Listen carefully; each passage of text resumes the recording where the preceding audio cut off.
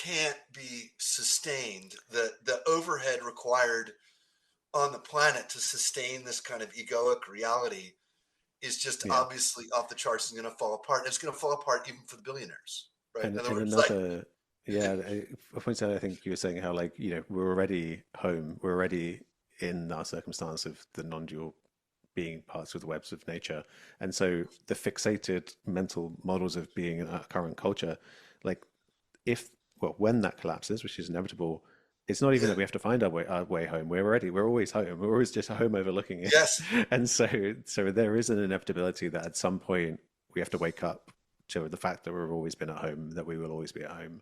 Um, And that's and why it's excruciating because we're always just like, not now.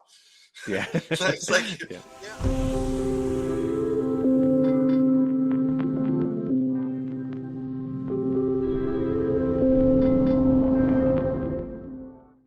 Welcome to Living Mirrors, the Dr. James Cook. This week on the podcast, previous guest Richard Doyle is returning for a third time. This time to discuss my upcoming book, The Dawn of Mind, How Matter Became Conscious and Alive, which will be out very soon.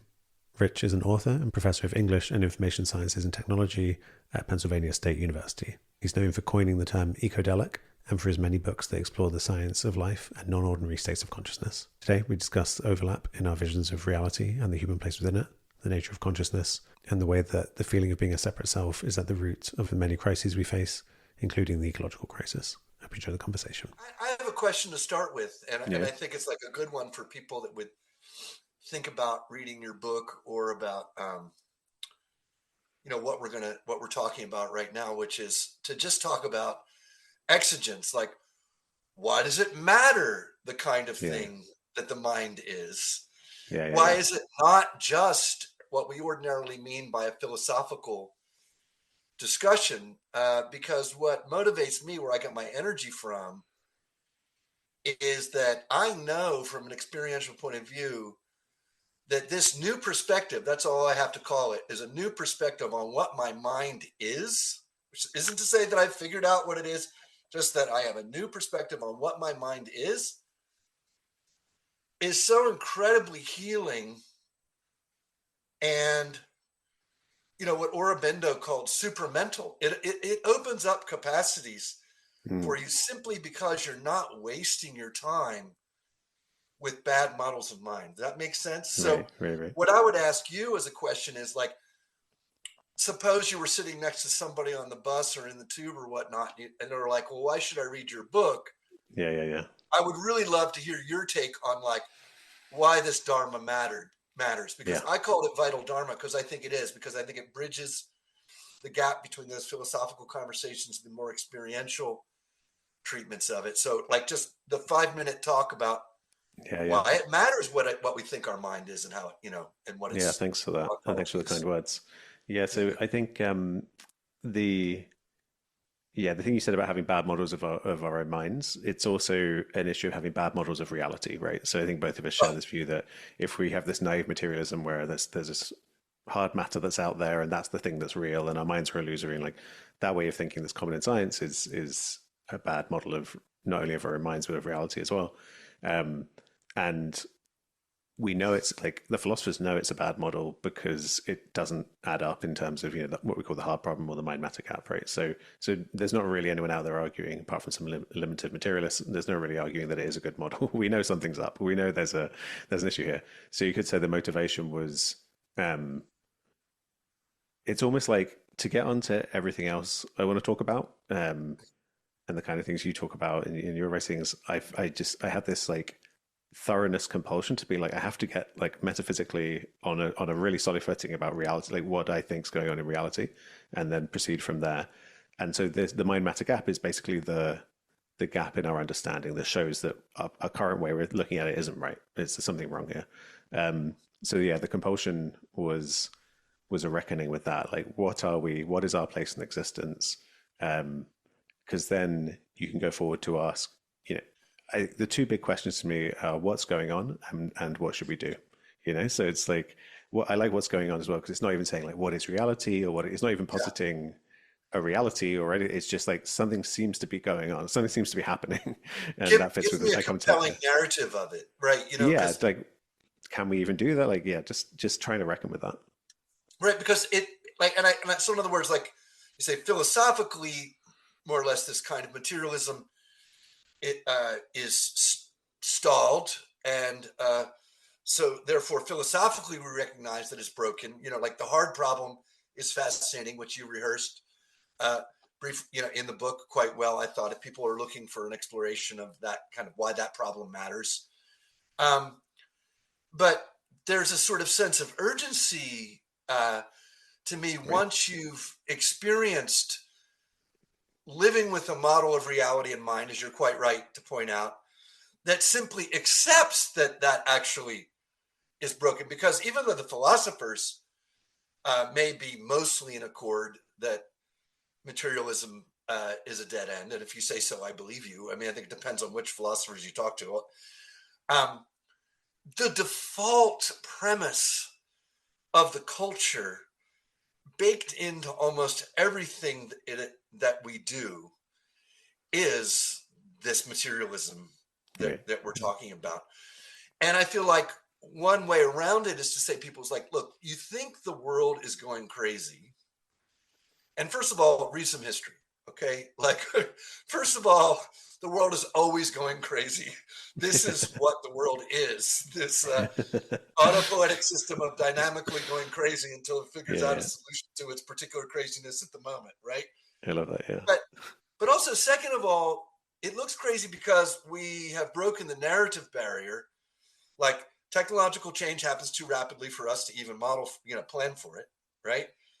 And because we have this bad model imported from a kind of implicit common sense materialism, then there's nothing that stitches together these absurd events of the world besides essentially, kind of bogus narratives and conspiracy theories, otherwise known as politics, right? Yeah.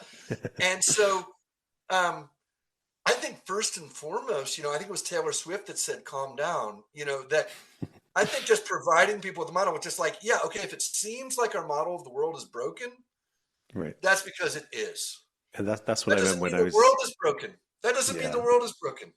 Yeah, so I wasn't saying either that all, that philosophers agree that materialism is wrong, but more that when most people agree that there's a hard problem or there's a gap between matter and mind.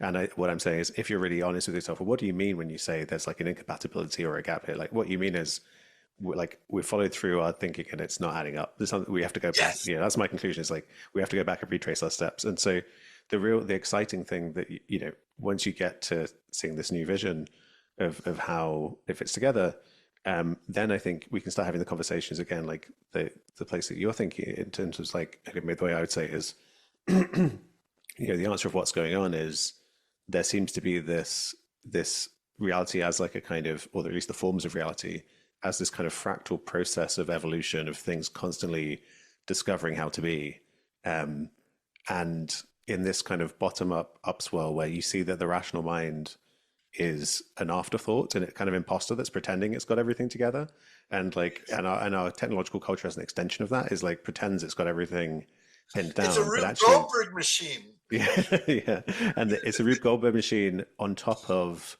a raging ocean. So it's Yes. fragile, and it's like, and when you see the raging ocean and you're comfortable with the raging ocean, and you Yes. learn how to fall into harmony with it, it's like the thing you said about it's everything's always going crazy. It's like I guess like spiritual emergence, that Stan Groff thing, where it's like almost like what we need is we need to let the craziness come through in terms of the non-rational, the feeling Yes. mode. Yeah, because I'm pointing to our continuity with the rest of life. Like a lily isn't being like rational and calculating when it grows in a certain direction. It's part of that wild craziness of nature that we are as well, and we're so unnerved by that and by the precipice of death that we kind of pull back, and we've spoken before of this kind of gasping tense going into the mind, like no, no, no, I need to like separate myself off, pull back, and that's the so most of us come into the world as adults with that model of thinking that's real. Like I'm pulled back, reality's out there, I'm here, I'm inside the head, I'm a rational thinking thing.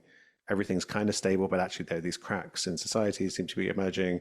And then you need to actually look through those cracks to see yeah, the anarchic, harmonious, deeply harmonious, unitive, non-dual unfolding of existence, which is what you are and what everything always is, and to see the home in that, the eternal piece of that, but also the exciting, never-ending discovery of the kind of the endless horizon of the future as we always, yeah, are finding our niche in existence and expanding and complexifying. It's much more fun. It was beautifully said, by the way. Much more fun and sexy of a world that we're Yeah. talking about here. I think that that part has to be emphasized. It's like, look, probably all of us at one point or another in our trajectory. I find especially people on this so-called non-dual path really tried the control fetish model, Mm. right? Like they really tried the model where they were going to use rationality or the gardening tent, as you put it, to put everything into a category and make everything work out, and more or less have an itinerary for your life so that you didn't have to live it, right? Mm. Yeah, Like, yeah. and and it fails, right? In other words, and it fails serially.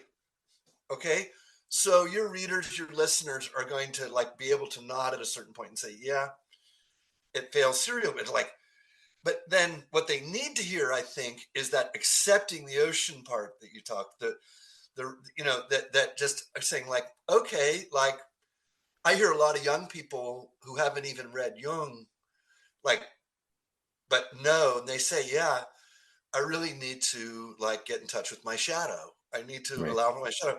I take that to be a really great sign. Yeah. Uh, After this kind of compulsory happiness period we've been going Yeah. through, where like I don't know what they call it in the UK, but human resources HR Yeah, yeah. HR has decided that everyone will be happy, right? And That's the that mission. it's like right, and that sort of compulsory anxiety of not like of not being happy is so strange. Like even the New York Times is starting to notice this is a weird thing. It was like there is a path to happiness. I hear from you, and I've experienced myself. Not a banal happiness of Yeah, yeah. everything is okay. It's kind of dynamic happiness of Yeah. And this I is think this is life. Yeah. the path of spirituality, like, especially with something like absorption meditation, where people really become connoisseurs of suffering and well-being, is like you get on the path, you think, oh, I want happiness, I want this like up fun feeling, and then you like get into it, and you kind of you start to see the suffering that's associated with that, and then in my experience, the thing that actually we all want, when you really become a kind of expert in it, the phrase from the Bible, the peace that passeth understanding, is the thing that kind of always comes to mind. Just a kind of like a deep okayness that's from that non-conceptual like unknowing of just being, like that's the good stuff. But then there's that yeah, that I guess it's like it's two sides, where it's like what is always in motion, so like it's because everything's constantly in motion, it's like it's constantly still as well. It's like a weird paradox where Yes. there's that peace, but that motion is like, with non-dual experience, the intimacy of it, you mentioned this is like a sexy vision, and this is something I've not spoken about, but like I think that's totally right. Like in my own experiences, I actually think part of the reason people have difficulty deepening into this experience is it's so intimate and sensuous, and that it's like it forces you to kind of reckon with your inherent animalistic, your most base Yes. id animalistic parts, and we have a culture that's so repressed in that kind of spectrum. It's just like, again, Yes. that's that fear of, it's not even that we're afraid of death, we're also afraid of the procreative act and our interpersonal situation. There's just fear, and We're so afraid of feeling. Like yeah, exactly, that's what it comes down to. Yeah. let me give you an example because again it gives the cross-continental resonance that I think is interesting. That only recently did I get to see the 1947 film Carol Reed directing Odd Man Out with James I don't Mason. know. Okay, Okay. it's again Roman Polanski's favorite film, arguably a better film than the better known film, The Third Man. The reason I bring Hmm. it up is I don't want to spoil it for anyone who hasn't seen it in any way. It's on YouTube. You can just look at it. But as an allegorical remix on the Christian narrative of suffering and crucifixion without looking like one, it leads you through this ordeal of joy and sorrow where there's a mixture of like absolute anguish and release, right? And that it's a kind of an ego death experience that you can have with a work of art. And I bring it up because we're afraid of this. Like, we want our art to tell us like who we should be or how we should act. We don't want our art to lead us through the stations of the cross, right? Like, and and I think that this sign that I hear from younger people that are, they're talking about the shadow work and so forth, is that there's at least an inclination to saying like, okay, like there can really be some benefit in just like letting things suck, Yeah, yeah. and Right. being with that, and of course, this is like cognitive behavioral therapy and so forth, like begins from a lot of this. But I just think as a cultural conversation, like part of the insanity is that we have this presumption, and it's like the social media presumption of other people's lives being Yeah, yeah. so extraordinary and always in Tahiti and such, like Yeah.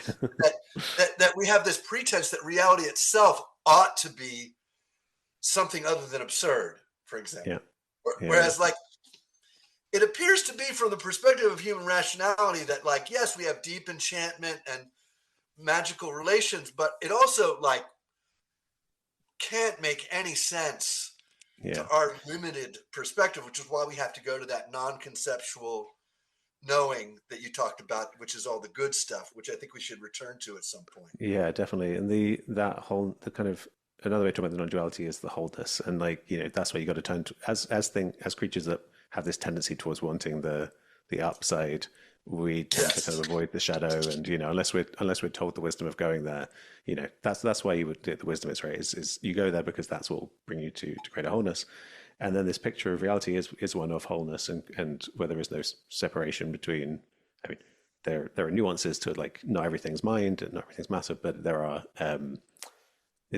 any fundamental separations. There's a wholeness there, and so it could be fun to talk about, because I think in this book, I cite you in the book in reference to this being a kind of ecodelic vision of the kind of the spiritual and this ecological going together. And then as I was preparing for our call, actually, I was listening back to our previous interviews and or discussions, and there's a bit where you said something about thinking consciousness is a way of like dissipating thermodynamic energy gradients through Bayesian best guesses, I think was the phrase.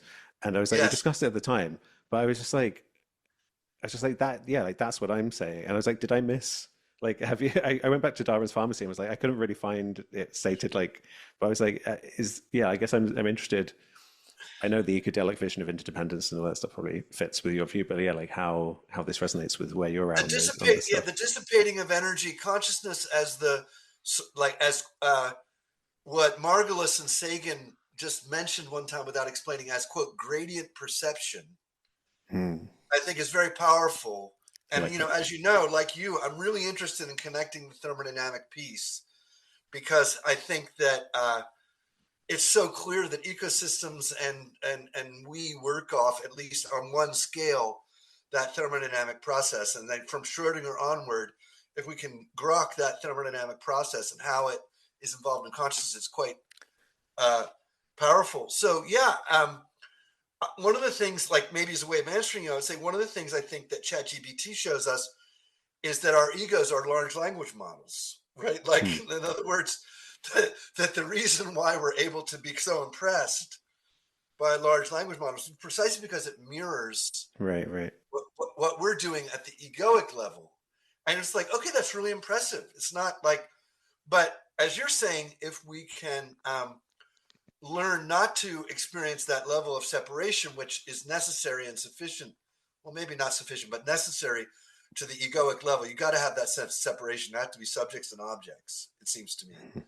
Um, and as we start to quote unquote lose that, right, which is not really a loss, but as that dwindles, then all kinds of learnings and ecstasies and horrors, can occur. But the horrors are not the usual horror because Right. there's no ego there to experience them. They can be sort of observed. And so to me, that's like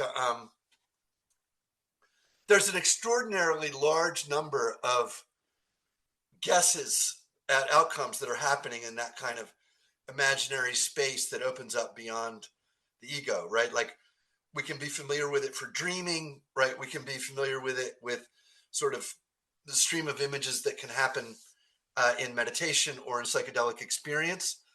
But like, usually we just think of them as hallucinations rather than like, oh, like this is how the sausage is made, right? Like, like that there's like all of this kind of uh, going on behind the scenes in order to produce this, envelope of the egoic eye, which is making it 60 guesses Yeah. per second. So, I mean, I don't think it's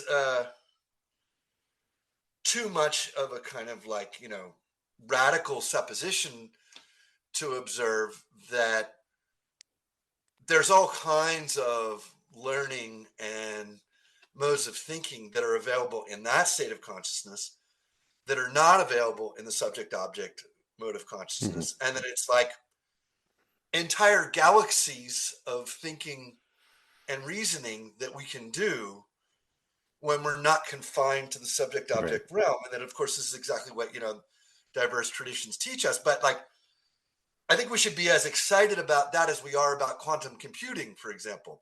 Like, in other words, I think that like it's showing it's like, oh, we've kind of been throttling the scientific rationality here. And if we can integrate non-egoic practice into Yeah. Yeah. scientific rationality, oof, you can say, well, I, there's some deep problems there, but like they're not. I don't think they're as deep as we make them yeah. out to be. I think we make them out to be deep because we're afraid of the non-egoic Yeah. Yeah. Definitely. experience. Yeah, and that You comes back to agree? that yeah, that insanity, that chaos, which is that like, the more I understand the brain and the mind and just human psychology, the more I see that yeah, we are fundamentally emotionally motivated, feeling, apes that tell stories after the fact. And so even the most seemingly rational scientist, exactly as you say, who says, "Oh, no for XYZ," I think the no comes first. They're like an ape baring their teeth and saying, "Back off! I don't want to go to my own emotion or stuff," and Right. then And I'll tell you a story afterwards. this is not blaming anybody or No, no, decrying a it's just the culture or human anything. It's just psychology. saying, look, yeah, exactly. Look at the opportunities here. Like, Yeah. what's the opportunity cost of ego? So I think Wow. what you said was really interesting that about the idea that maybe the reason we're so impressed with large language models is because it captures the kind of egoic intelligence. I think that's really fascinating because like the story of how they were kind of, I guess the intelligence side of it was cracked was right. It was just predict the next word was the algorithm. Like Yes. that was the Yes. goal, and out of that spun all of this like interpreting text and like style changes, like and it was that was kind of a surprise to the researchers, and it almost makes like as you say that makes me make a connection with this theory of the self as a kind of like, or the ego as like a PR agent for the organism, so that like it's Absolutely. you behave, and then it's like someone says, "Why'd you do that?" And you need to confabulate and be like, "Oh, like I need to show I'm not crazy, that I can tell a good story about Because who you I should am." let because your daughter should marry me. That's Yeah. what like But then right in like the book, I unpack active inference right as like like a, that that so it could be that yeah, so like action can be captured in this like gradient perception thing you described, like energy flows, and so it could be that really what the ego is just like a predicting the next word I'm going to say moment to moment. It's like PR agent, like a large language model, and just like say the next thing, and out of that spins all the things we think of as intelligence. That's actually I hadn't made that connection, but that would be worth exploring, I think, for as a theory of egoic intelligence, because behind egoic intelligence is this vast realm of intuitive intelligence, which is how yes. most like scientists will often you learn about Einstein. stories of people having, yeah, like having, was it the benzene ring, being like a snake biting its own tail in a dream, like all this non-rational insight that happens. Not to mention Kukule, the right? Yeah. people on LSD having like crick and Yes. DNA and um, yeah. So again, that's that non-rational uh, upswell that's powering everything.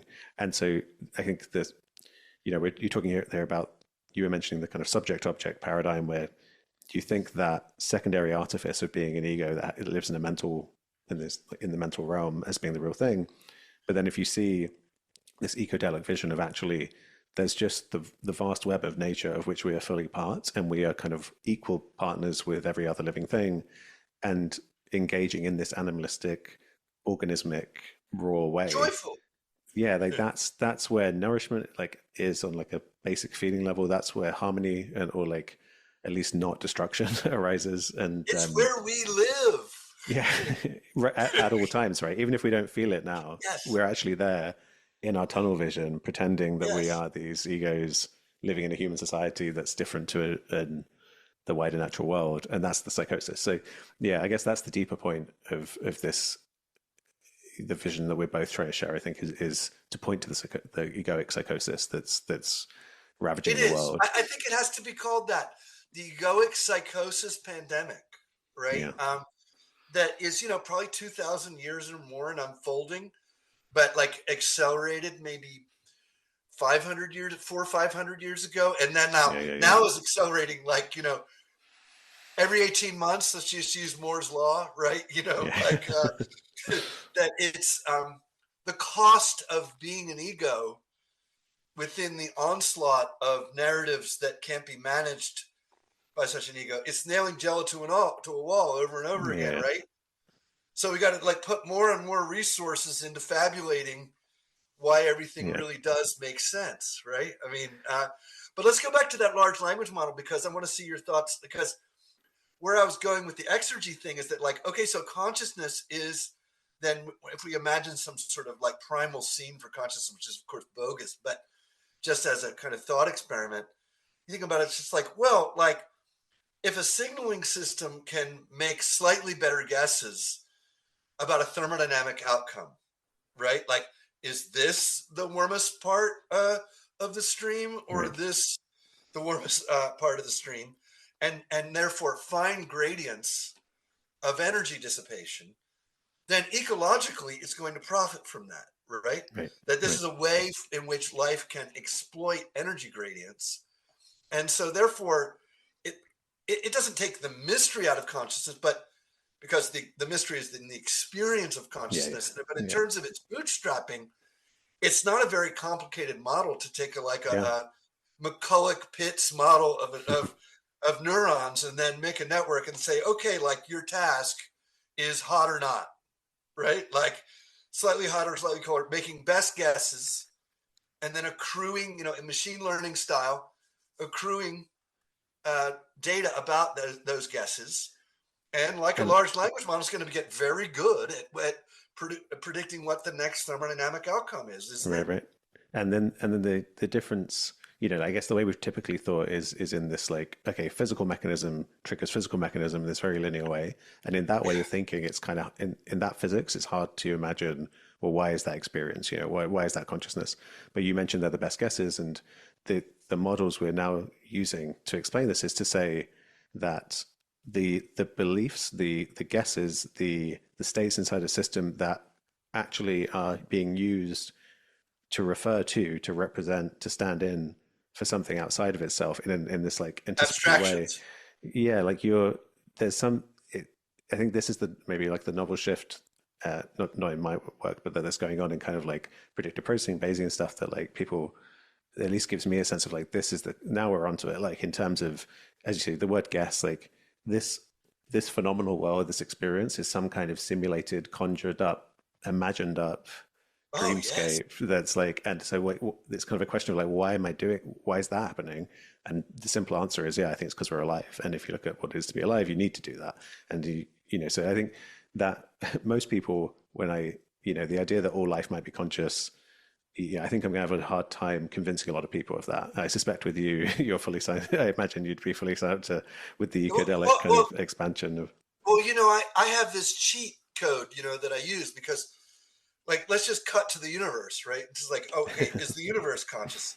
It's like, well, yes, we are precise such instances of the universe that yeah. is conscious, right? Like, the question presupposes some sort of division between ourselves and universe. So that's, Or, yeah. And I think that's and the then if you ecodelic say, well, vision. was a Yeah. rock conscious, right? Okay. It's just like, well, like, again, like, I don't know that I like really am going to buy the subject object distinction a priori when all we ever experience is the fact that I'm in the world and the rock is in the world and I'm conscious, right? You know Yeah. what I mean? Yeah. Like, Yeah. so I don't know, like, what it means that I'm conscious, quote unquote, over here, but I've had enough experiences of the non-difference, and not just on psychedelics. Like in ordinary experience, we can Yeah. Yeah. experience the fact that there is some kind of a very beautiful and even sacred kinship that we have with a rock on the earth that's been here for 5.5 billion years or whatnot, like, or even like a couple 100,000 or 300 million, like down my, that there's a kinship there, and that it's our PR agent that's telling us, like, it's just a rock, Yeah, yeah. right? It's like, Yeah, exactly. but The PR agent who's fed by fear in terms of being like, I need to get ahead, and maybe I need to take that rock and kill someone with it, or do whatever I need to do to, like, so I need to pull back and not empathize and treat everything as objects, whereas I'm the real subject and everyone else is something for me to use in an instrumental way because I'm functioning on like absolute base survival instinct.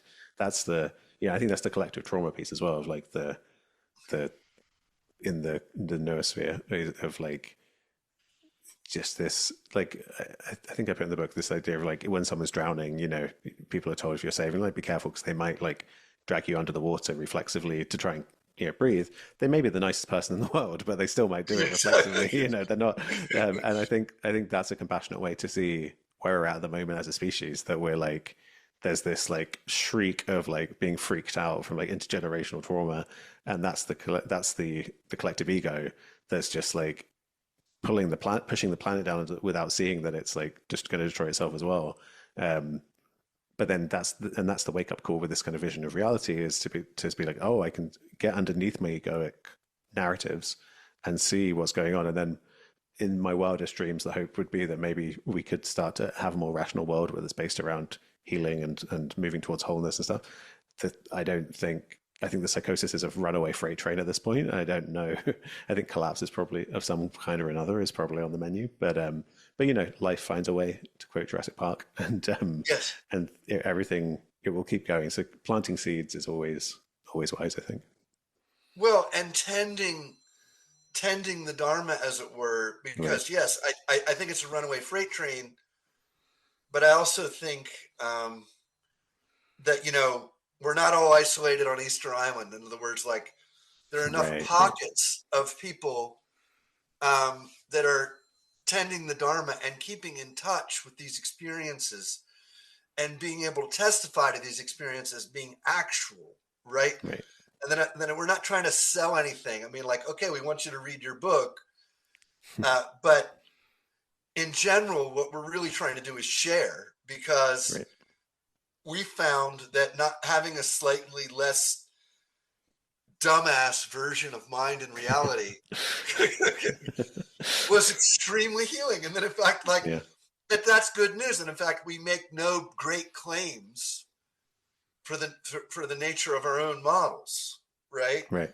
What we want to point to is the dissipation of the old ones, and to calm people and say, like, that doesn't mean chaos is going to ensue. Okay, Yeah. Yeah. chaos doesn't come when the old models collapse, but the chaos is even caused by the clinging to the old model, like, negative chaos. It's good, Yeah. Yeah. the clinging to the old model. So I feel like if we could somehow transmit the experience of intrinsic value, for lack of a better way of putting it, and transmit just how big, I guess what you call the intuitive level, right? Hmm. How big that is, and Right. how joyful it is, that I think you'd see an awful lot of people. I think a lot of people want to get off that train. Yeah. You know, Yeah. Yeah. that they want to get off that train, but the rumor is there's no getting off the train. Okay, like, the rumor is there isn't even a train. Like, Right. I mean, and so it's kind of perennial problem, as it were, of the mystical tradition, and where you're sort of asking is like, look, you just need to trust and practice. Like, in other Yeah. words, it's like, you have to sort of jump off the train. I'm sorry, like, but that the train is the wrong way. Yeah. Um, Yeah. Yeah. but this is so nourishing. I mean, both of us have been healed in different ways, but also similar ways, by Yeah. Yeah. things that I'm pretty sure neither of us ever thought were healable. Right? Oh, Like, absolutely. Yeah. I mean, I just thought, like, that's who I was. I had severe asthma. That's who I was. Like, my skin was cracking. Like, whatever. I had to Yeah. figure out a way to make people love me anyway. Like, honestly, that was like my perspective on the world. And that's because I had a very impoverished concept of body mind. I had an impoverished Yeah, same. concept of, spirit matter. I didn't. And so those things harm you. It seems like people are protecting themselves when they clench up into a kind of like default materialist atheist mode. But it's not protecting them at all. It's a kind Yeah. of it's a Yeah, it's an toxin, illusion of really. protection. Yeah, and Yeah. I mean, yeah, for anyone who's not heard our previous conversations, yeah, like the crazy thing was that in both of our cases it was asthma and eczema, and in both cases it was this surrendering into the wider ecodelic circumstance that we're in that led to this healing of it, and it seems so obvious in retrospect that it was like it was a secondary consequence of being in this stressed out contracted mode. But the fascinating thing is that to feel like a separate self, this comes back actually to the active inference thing, which is like I think there's like we objectify our own bodies, and we hold them in this like vigilant state where we're ready to react, and we do that so like our entire psychology of who we are is built on that to a point where it's like it Yes. happens in a blind spot where it's like you're like I'm not contracting my body, this is just my body, it's fine, Yeah. and then sure I've got back pain, but that's not contraction, that's not tightness, that's not because of like emotional reasons. And then once you unravel it and you see all the associations and all of the things that's there in the past, and you're like, oh, okay, now I'm an embodied feeling subject, now I'm a soft gooey organism who feels like more akin with an amoeba than with like the kind of Yes. the disembodied robot computational mind that is the view Yes. that a lot of people have. And like the reason I said for psychosis of self, like I think and you were asking, saying about people's choice to orient to this stuff.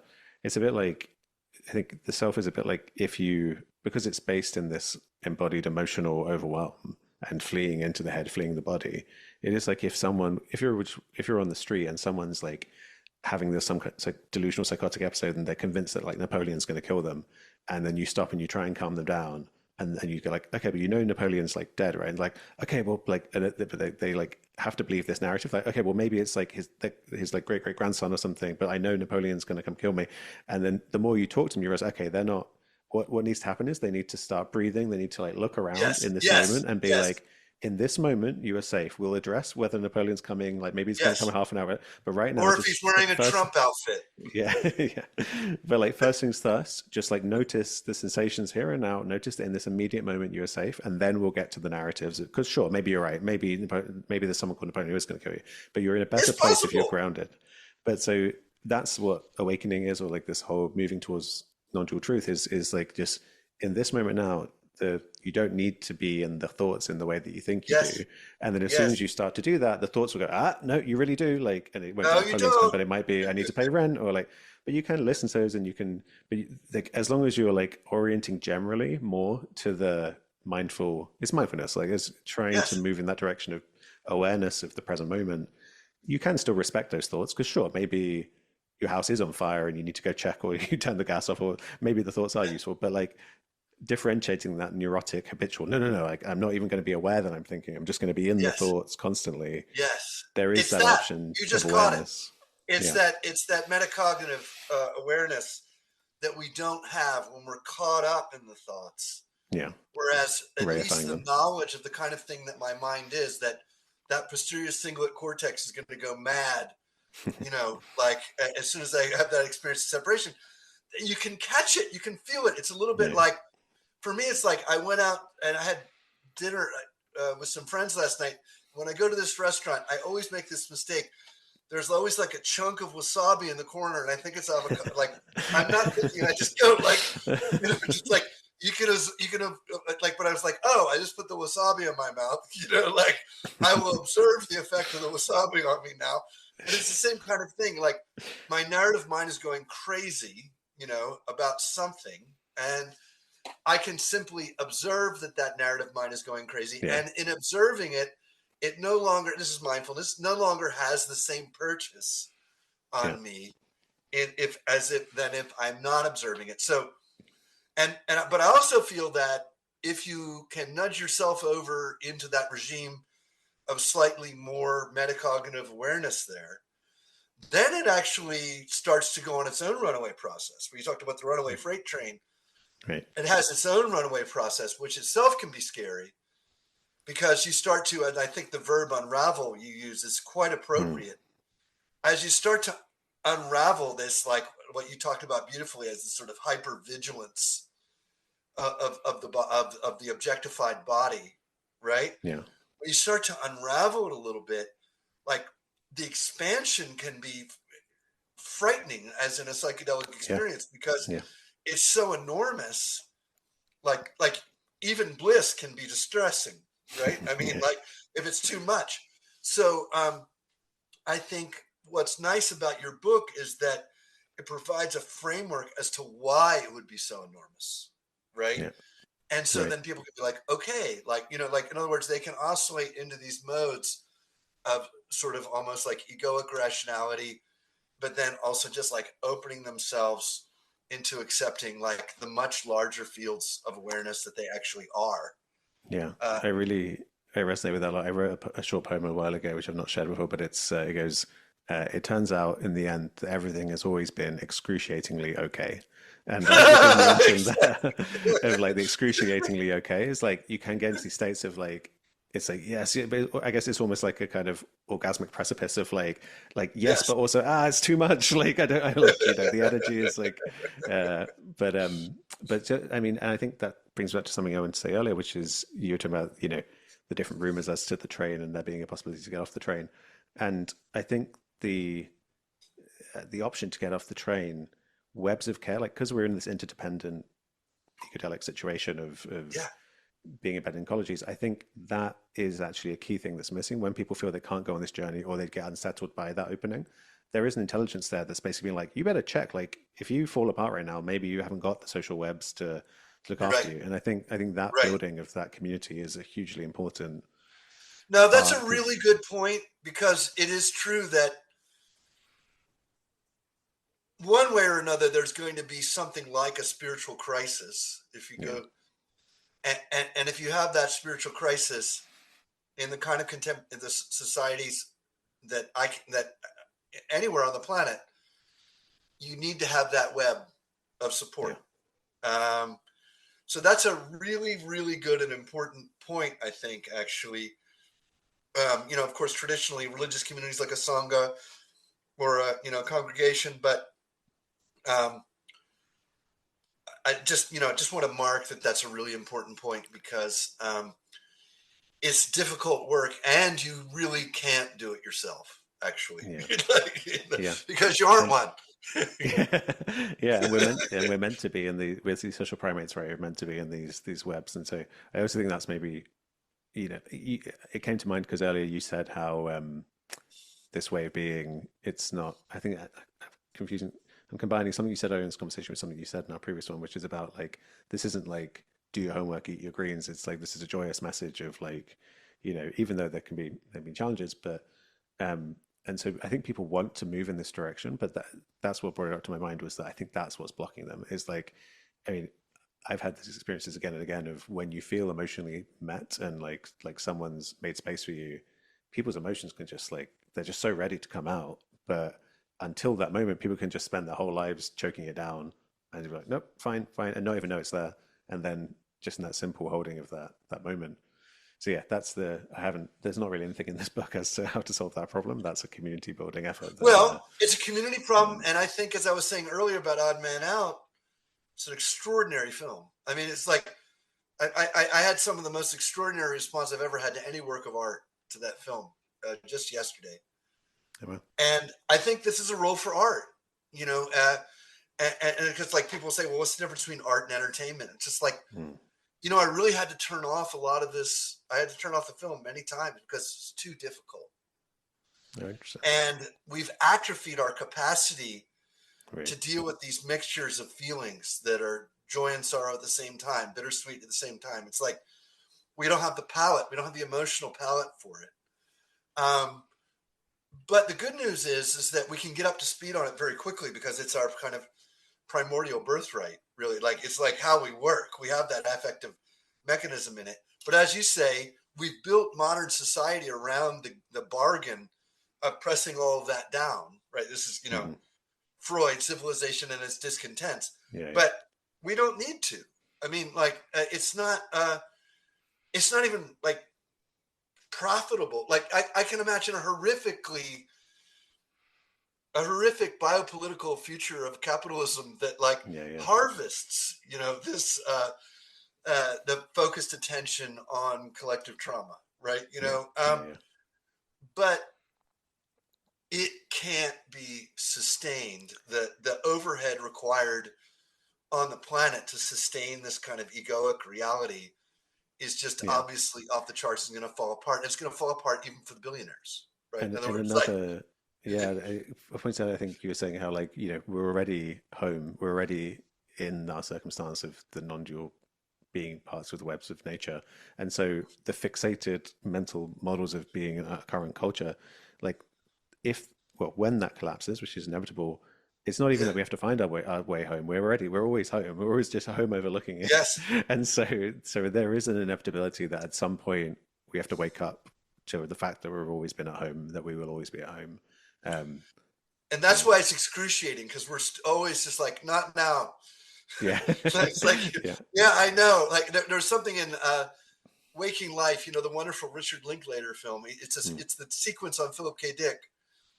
And I'm paraphrasing, but he says, like, well, for Philip K. Dick, reading the book of Acts, all of life is like God saying to us, like, hey, do you want to live in eternity? And we're like, no, not not now. now. Yeah, Right.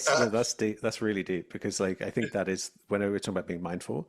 The opposite of that is not now. The opposite of that is Exactly. distraction. Like is yeah, either I'm going to distract myself in this moment with something, you know, a thought or an addiction or whatever.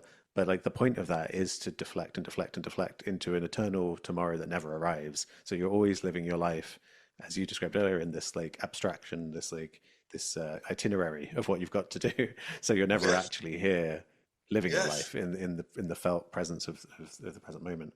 Um, And that felt presence of the moment is beautiful and delicious, right? I yeah, mean, yeah, that for some reason we feel like it.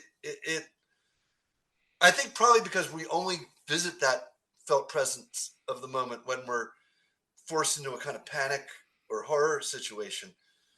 But in fact, that felt presence of the moment is so full. There's nothing missing in it. Um, that it's physically, palpably healing. We can feel yeah, ourselves yeah, being nourished by it. But you and have it's a to get into the habit of opening yourself to that nourishing.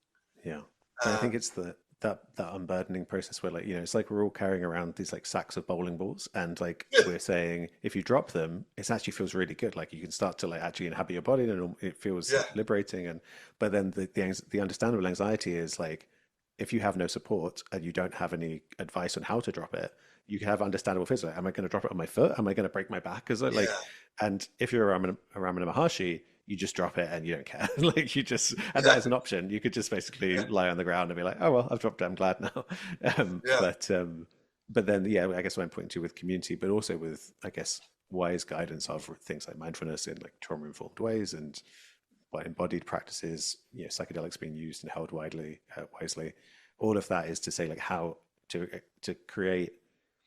People want to drop the bowling balls, is my instinct, but we need to create those avenues to that education, that support, to be like, okay, let's all drop the bowling balls. And the people who are so burdened by their own bowling balls that they're trying to keep us doing this game, they may not come along for the ride. But if enough of us kind of drop the bowling balls, then we can kind of change culture from bottom up. Yeah, change the culture from bottom up and form alternative cultures. But I mean, what's so interesting, though, as with the case of mindfulness, and now with the case of psychedelics, there are these open doors, but then they quickly get kind of dominated by the commodified instrumental logic Mhm. of Yeah, profiteering, essentially. yeah, And it's really just, the real, like, it's a really fascinating dynamic to watch in the US right now, where, from my perspective, and I'd love to hear what you think, what's happening is in the march towards, commercializing and fundamentally medicalizing, right, yeah, psychedelics and forgetting their sacred capacity, erasing their sacred capacities, we're actually risking poisoning the set and setting piece of psychedelics, as we both know, and everybody knows or should know, that the real proximate cause psychedelic experience is not the psychedelics, but the set and setting of the experience, right? In other words, the LSD or the psilocybin creates the conditions under which the set and setting can manifest. And by throttling these experiences into the medicalized context and standardizing it and suggesting that there is an expertise that can shield you from the fundamental risk that these encounters provoke, then it really, like, not only is it likely to undermine the efficacy of these medicines, which I think you're already seeing, but it also, in an intriguing, distressing way, in the near term anyway, can make us forget what psychedelics actually are.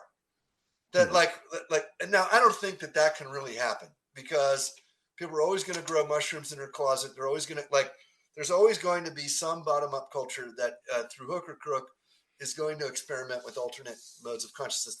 It's a deeply human thing. So I don't think it can really go away. But in terms of the much larger scaled numbers of people that we're looking to supposedly help through the medicalization and the legalization of psychedelics in the US, I only speak about the US context, then in fact you're actually like foreclosing the healing through this, because first of all, it's likely to be very expensive, and second of all, it's that set and setting piece. So I wanted to hear from you about that, because I'm actually really like, I'm not worried, but I'm worried about this. Like, that people are forgetting that psychedelics are theirs, and they don't belong to Johns Hopkins. They don't belong to.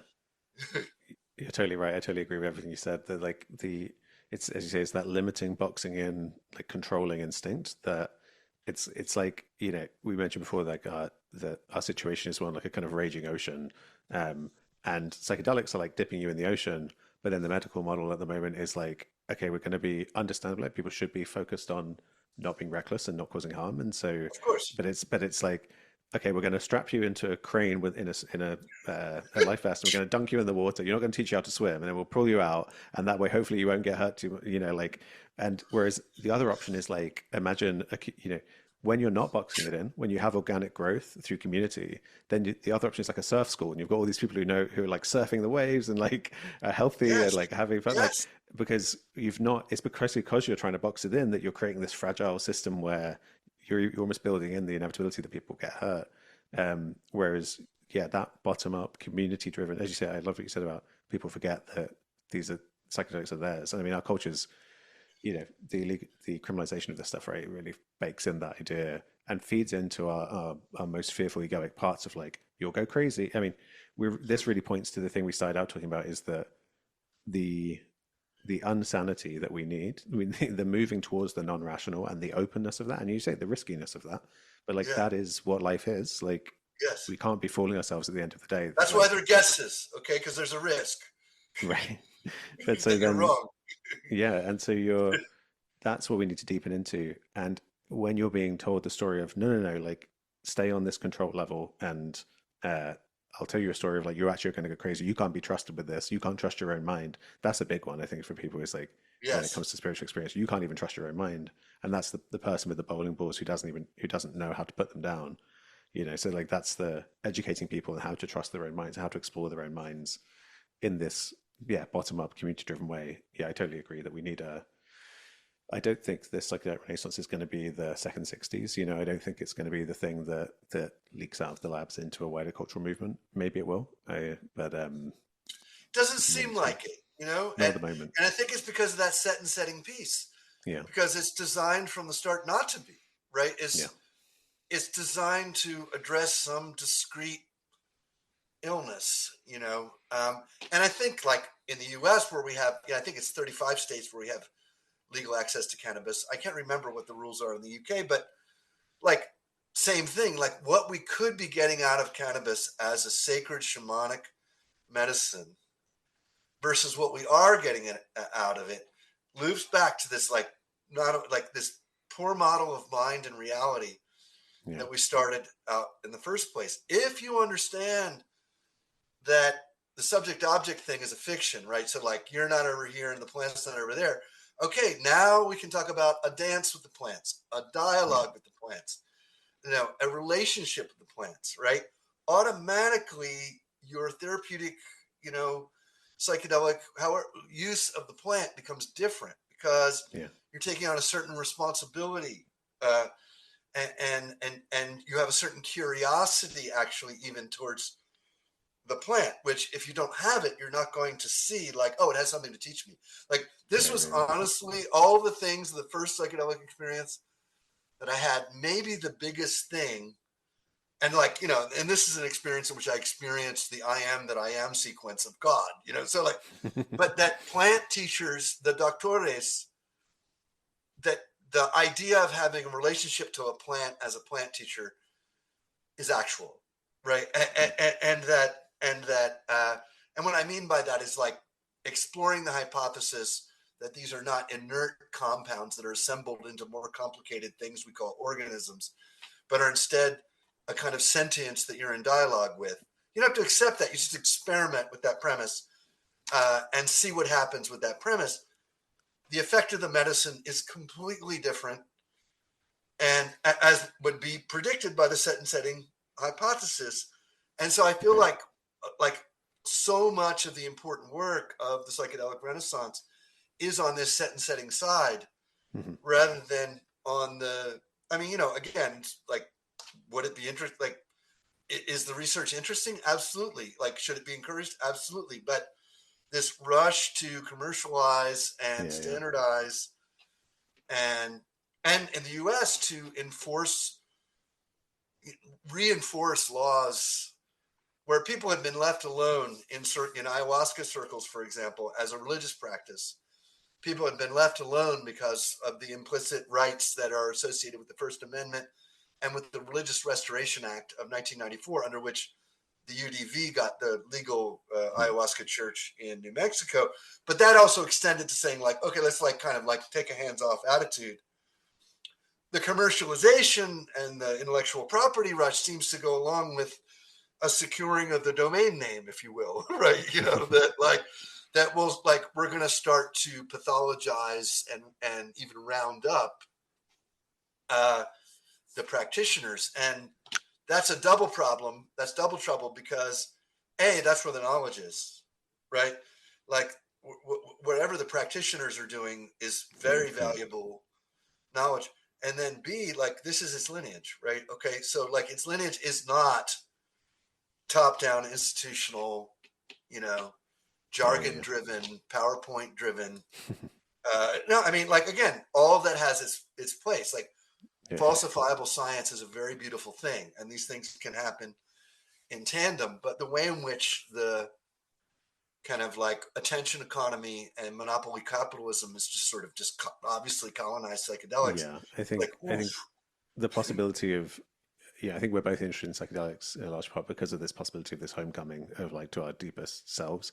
And I completely agree that the way they're being boxed in is not conducive to that, basically, or like to that happening on a large scale. Maybe on an individual level, but Yeah. but not on a large scale. Right. So, I mean, it sounds like a chicken egg problem in a way, because I think you're rightly pointing to the sort of necessary web of connections we need Yeah. to potentiate in order to make ourselves resilient enough and strong enough to go through this epic quest. But, you know, I feel like some personal investigations of meditation, of psychedelic experience, of non dual experience, then almost inevitably leads to resonance Hmm. with other people engaging in these practices, and it helps build those communities. So Yeah. I don't like there- there's no real antithesis to the sort of individualistic Yeah. Yeah. Yeah. urge and then the web of community that needs to grow. It feel well. You just made me think that you're totally right. It's like a feedback loop, chicken and egg problem of like Yeah. a lack of what we need is a kind of critical mass of grounded people who can then hold that space in a genuinely wise way. Like it's not enough to say, "Oh, I'm wise. I know. I can talk about this stuff." You need to be on a very real level, in a way where someone just on a basic primate to primate level, you can feel this person's got me. Like they know they're grounded in a way where Yes. their nervous system's going to co-regulate. And when I speak in that way, what I realize I'm describing is really, if you think of the human fabric, like humanity as like an organ or like an organism where with the cells in it, I'm basically talking about a site of relaxation of like there's all this tension and like building up tension, and then if you get a few cells that are like starting to relax, and then that radiates out, That's it. that's the motion we're describing is Yes. the social organism going from this clenched up feedback loop of like basically like a panic attack to like it Right. just needs to, and I've experienced this myself again and again whenever I've felt a kind of dead end of contraction, and then just it just takes the tiniest spot, one hand like opens, and then the muscles relax and everything just One radiates outward. breath. Yeah, exactly one breath. And like when you look at how signals travel in biological tissue, it is these waves of like that is just how we Oh, operate. So see, that's good. See, yeah, stay with that. I think yeah, even starting with like, how does this communication happen, even on the cellular level, on the tissue level?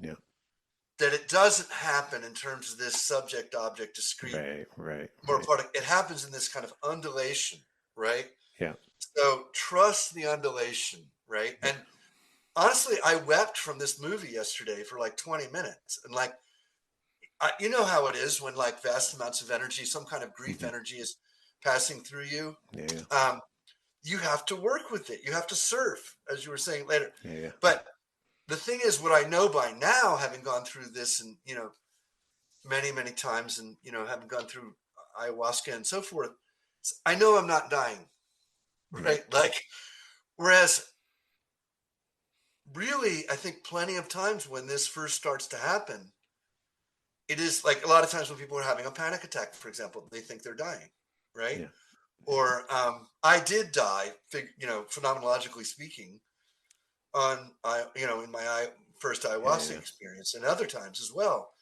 Um, but I think letting go into the death, if we can yeah, teach people, it's like, it's all right, you're gonna bounce. You know what I mean? yeah, Like it's like yeah. let That's when you yourself go discover through the that abyss, huh? that's when you discover that there is no actual death. When you let go, when you let the phenomenal death happen, that's when you discover that you're not actually the idea of yourself that you think you are, and that the eternal Exactly. what is that you are will always be here. So it's there's there are no exits from this place, like from what is.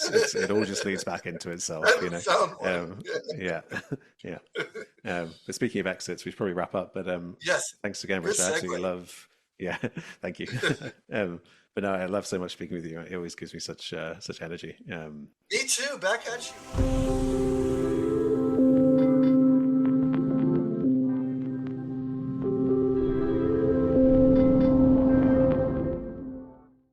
Thanks for listening. If you're watching on YouTube, please like and subscribe. And if you want to help the podcast reach a wider audience, you can leave a review on Apple Podcasts. Finally, if you want to offer financial support, you can go to patreon.com/Dr. James Cook.